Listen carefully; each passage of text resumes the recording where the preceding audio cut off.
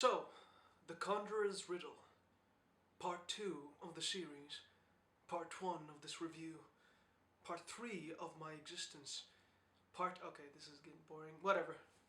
BAM! Let's begin.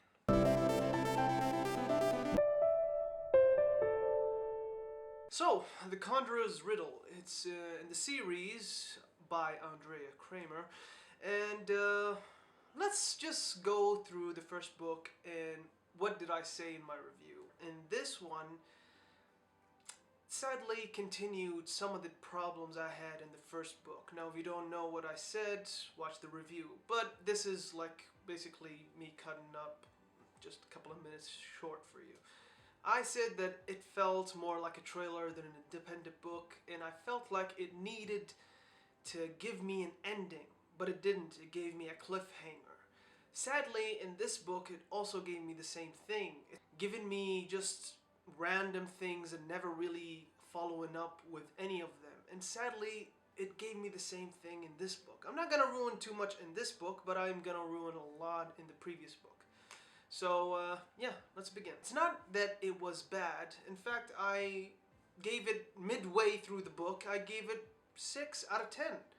Now, why do I say 6 and that's in a good tone? Because previously I gave the book a 5 out of 10. The middle part of the second book, I started feeling like, yeah, there's more stories, the characters are getting better and better, the way the story is being narrated is more interesting, there's a lot of actions, I'm seeing a lot more steampunky vibe, or at least a weird vibe at the very least, you know what I mean?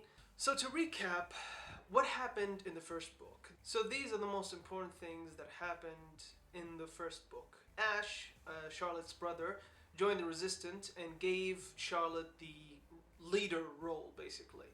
They found out that the boy, Grave, is a mechanical Necronomicon bullshit, whatever, you know, that he's part human, part mechanics, and whatever. And Meg, no, not that Meg, Meg, Ash's girlfriend, and she joined the sisters and priestesses. I know it's silly, but every time I read priestesses, I just imagined the hillbilly saying breastesses. Yeah, I'm a very grown up man.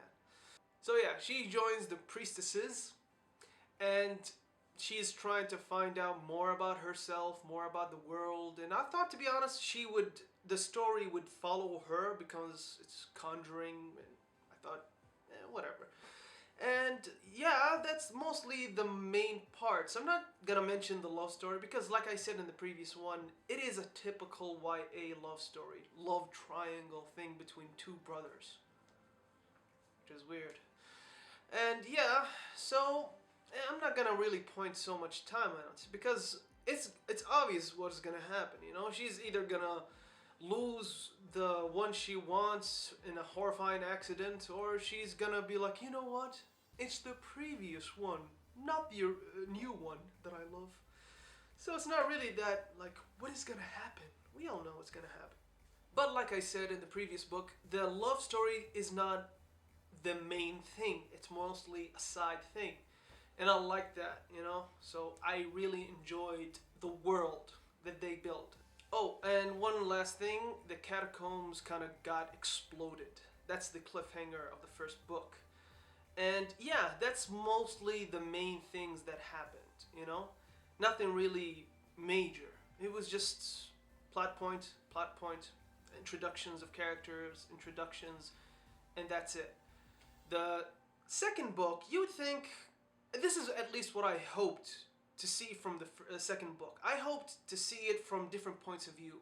I wanted to see the book being told from Charlotte's being the leader, and then cutting to like Meg in the priestesses in the temple and finding secrets and stuff like that, and then cutting into like Ash in the resistance against the fight.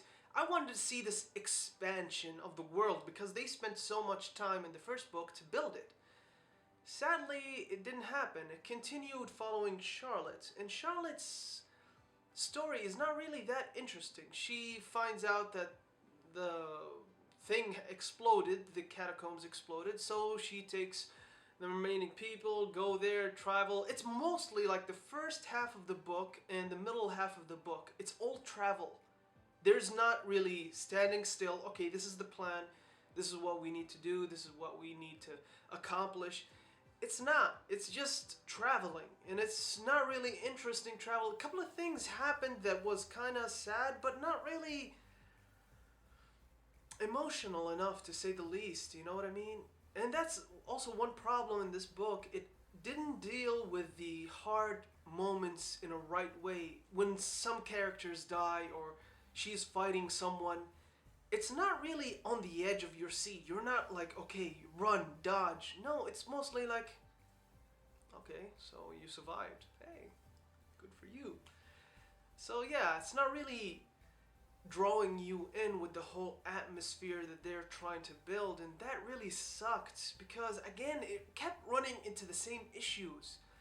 And by the middle half of the book I was like, okay, you're building in a new city, giving me new characters, giving me new atmospheres, but you spent so much time in the previous book just building a different city, a different world, and I didn't see that world connecting with this one other than references like this city reminds me of New York, you know, or this reminds me of this. It wasn't really a connection. So I'm really disappointed when it comes to the whole thing. Don't get me wrong, I still like the book. I'm even gonna continue reading. Most times when I find something I don't like, I quit. You know, like there are previous series that I started, like the first book, and it really didn't draw me in any way, shape, or form, and I just stopped. And I was like, you know what? I'm not gonna continue. Even if it got better, if you're not gonna hook me from the first like book, I don't care. I was kind of that. But in this one, it did hook me. Even when I found a lot of problems in it, it did still hook me, and I want to continue it. But I really hope, like the final book is just tying loose ends. Like finishing with this story, with this story. I want to see action from the beginning to the end, because the first and second book was all talk about emotions, all talk about what we should do. Is this ethical? Is this not? Okay, we get it. But can we see the action? Can we see the resistance? Can we see the war? Can we see the things? You know what I mean? So yeah.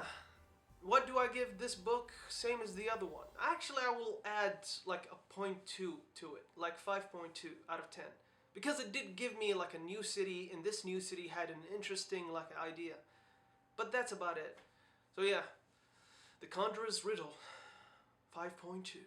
Thanks for watching. Exit out.